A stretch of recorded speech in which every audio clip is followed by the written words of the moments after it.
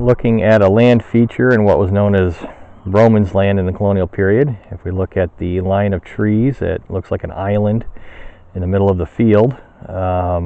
That was known as the Dovegat in the colonial period.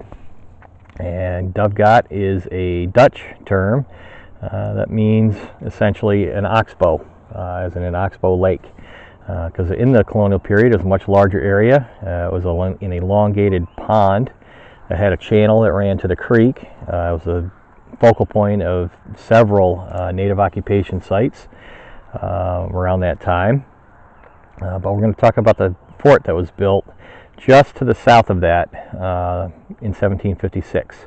The local Schoharie Mohawks and Haudenosaunee asked Sir William Johnson to have forts built in the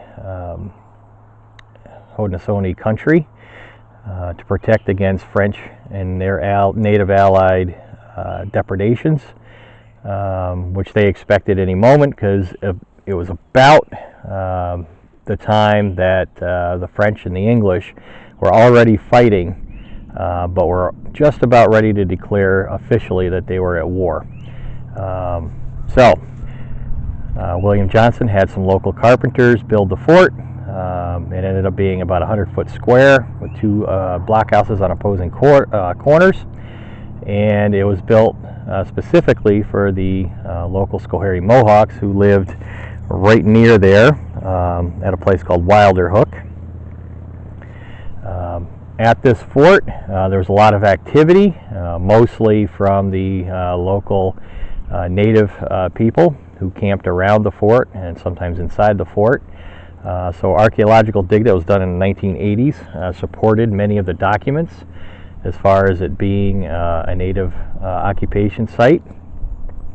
And some of the things that were found was evidence that the native people were assimilating very interestingly with the European cultures so far as clothing goes, since wool of red, blues, greens was found in the middle of other items from the native culture, which indicated that they were wearing similar clothing. Much of this was given to them by Sir William Johnson as gifts, so documentation supports that.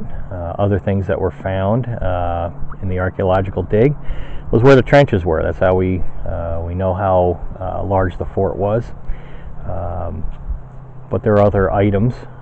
For instance, there's a documented story of when the Mohawks invited what was called river Indians from Scaticoke to live here.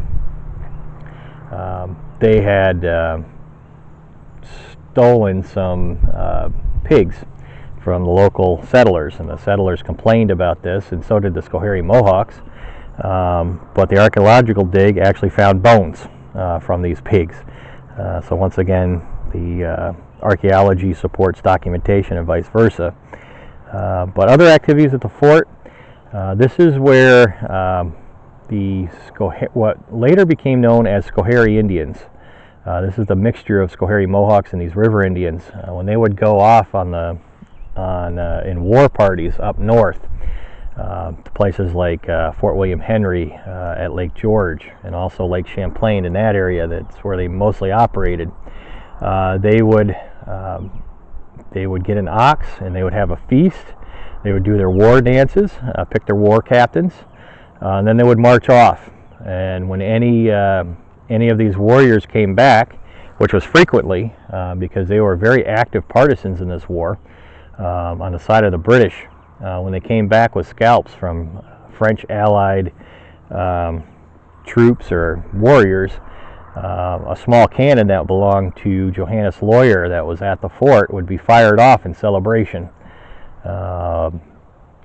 Interesting that they celebrated scalps during the so-called French and Indian War, but by the time of the Revolution that was considered hideous.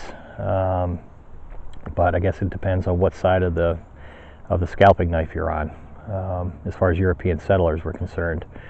But those who were British loyalists during the French and Indian Wars were also British loyalists during the Revolution. The Schoharie Mohawks, at least most of them, and these river Indians who, when combined, they were known as the Schoharie Indians, were very consistent in who they supported. It was only the Revolution that tore them apart from the local settlers. Otherwise, they were quite friendly with each other.